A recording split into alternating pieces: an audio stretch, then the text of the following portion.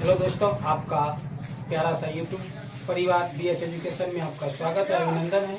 मैं हूं सरवल कुमार चौधरी। आज हम लेके आए सिंपल सेंटेंस यानी साधारण वाक्य में शैल और विल का प्रयोग। इससे पहले हम लोग इज एम आर का प्रयोग, वाज वेयर का प्रयोग बता चुके थे और आज हम लेके आए शैल विल का प्रयोग। देखिए किस प्रकार से शॉर्ट एंड हॉट ट्रिक के साथ हम लोग लेके आए शैल और विल का प्रयोग। तो इस प्रकार देखिए जरा सा, यह है आपका सिंपल सेंटेंस में, और आप लोग किसी ट्रांसलेट बुक में या किसी किताब ग्रामर में आप पढ़ेंगे यूज ऑफ शैल विल या तो use of is am are, use of was where.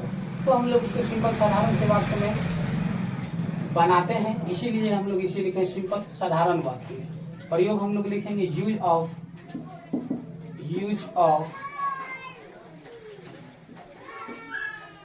शैल और विल का प्रयोग करेंगे। क्या करेंगे? शैल और विल का प्रयोग करेंगे।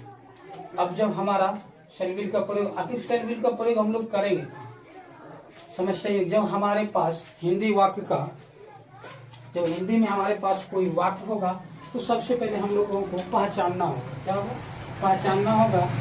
शैल विल का हम लोग प्रयोग उसी समय करेंगे जब हमारा वाक्य भविष्य काल में हो। क्या हो? आने वाले समय का बोध कराता हो। इसका आने वाले समय का बोध कराता हो, तब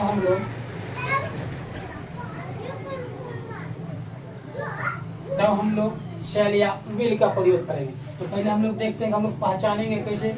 शैल विल होगा, वाज वेयर होगा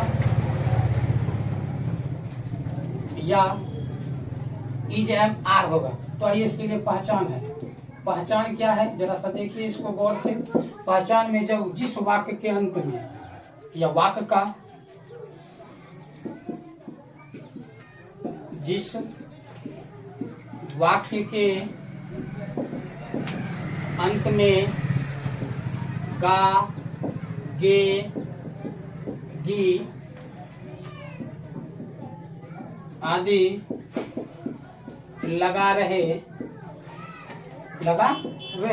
तो जैसे जिस वाक्य में गा, गे, गी हम लोग को नजर आ गया तो हम लोग उसको समझेंगे भविष्य काल है। कौन सा काल है? भविष्य काल। रहे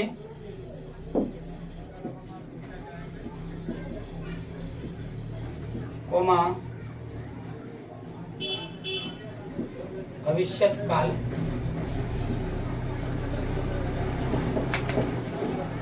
कहलाता है, और जिसमें हम लोगों को शैल विल का प्रयोग करें।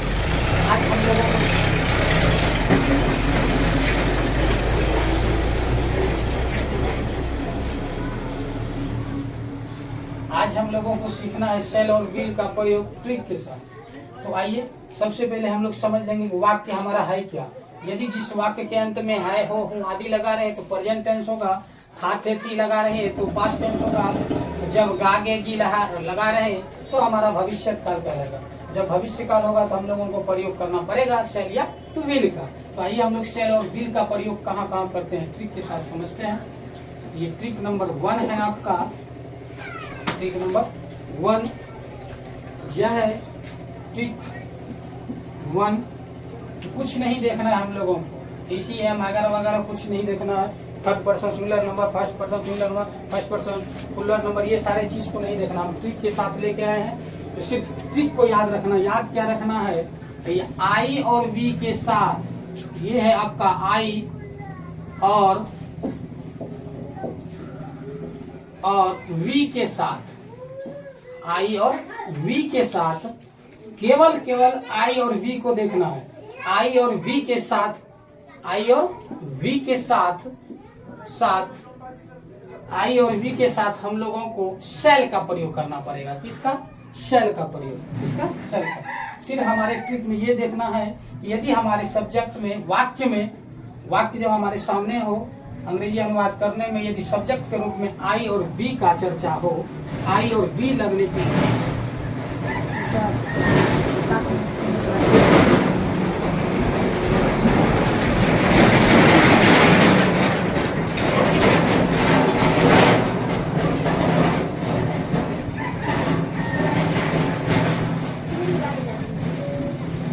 यदि सब्जेक्ट में हमको सिर्फ देखना है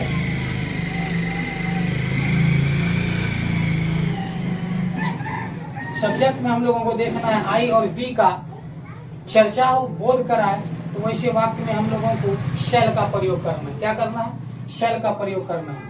ट्रिक नंबर 2 है आपका, या तो हम इस तरह से याद रख सकते हैं, आई और वी को छोड़कर जितने भी सब्जेक्ट आते हैं, जितने भी कर्ता आएंगे जिसमें आई और वी का बोध ना हो, तो उन सारे में हम लोग विल का प्रयोग करेंगे। किसका प्रयोग करेंगे? विल का प्रयोग करेंगे। तो उसके लिए क्या हो जाएगा, आप याद रखने के लिए सिर्फ आई और वी को ही याद रखिए कि आई और वी जिस अंग्रेजी हिंदी अनुवाद में आ जाए कर्ता के रूप में, और आई और वी का बोध हो तो हम लोग कर लेंगे शेल का प्रयोग। और बाकी जितने भी कर्ता आएंगे आई और वी को छोड़कर सबके साथ हम लोग इसका प्रयोग करेंगे, विल का प्रयोग करेंगे। किसका? विल का प्रयोग करेंगे। किसका? विल का प्रयोग करेंगे। तो आइए पहले हम लोग प्रयोग लिख लेते हैं। इस दोनों को छोड़कर जितने भी सब्जेक्ट होते हैं, तो ट्रिक ये रहा आपका, आई और वी को छोड़कर अन्य कर्ता के साथ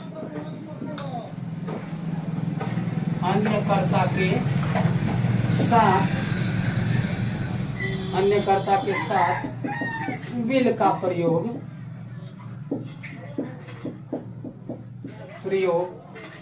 किया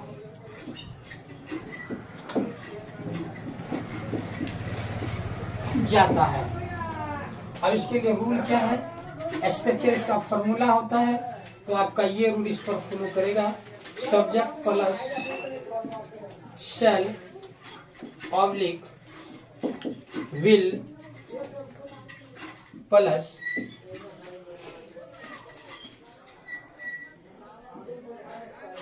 V1 प्लस ऑब्जेक्ट, ये आपका इस पर फ्लो करेगा। इस रूल पर ये बनेगा।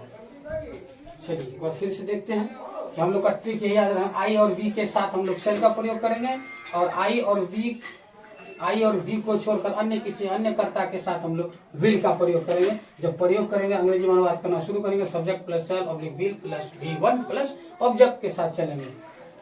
आइए एक दो उदाहरण हम लोग देख लें। मैं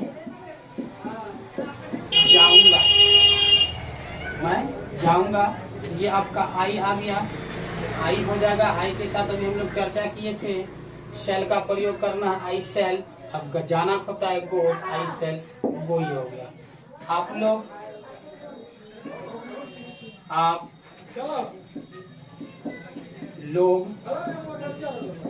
पढ़ेंगे, तो हमको सिर्फ सिंपल सेंटेंस लिखना है। आप लोग आ गया, तो आपका इंग्लिश आपको पता है क्या होता है, यू होता है। क्या होता है? यू होता है। हम चर्चा किए थे आई और वी के साथ शेल का, बाकी सब के साथ विल का प्रयोग होगा। तो यू विल रीड, तो हमको ये सिर्फ समझाना था आपको, शेल और विल का प्रयोग करना, ना कि ट्रांसलेशन बनाना था। तो आइए हम लोग समझ चुके हैं, आई और वी के साथ शेल का, बाकी जितने भी अन्य कर्ता होंगे सबके साथ विल का प्रयोग किया जाता है। और यदि हमारे वीडियो आपको अच्छे लगे तो लाइक और शेयर करें, और आप हमारे YouTube channel BS education plus में नए हैं तो आप हमारे चैनल को सब्सक्राइब करें। और फिर मिलेंगे नेक्स्ट टॉपिक के साथ, नेक्स्ट वीडियो लेकर। तब तक के लिए जय हिंद, जय भारत।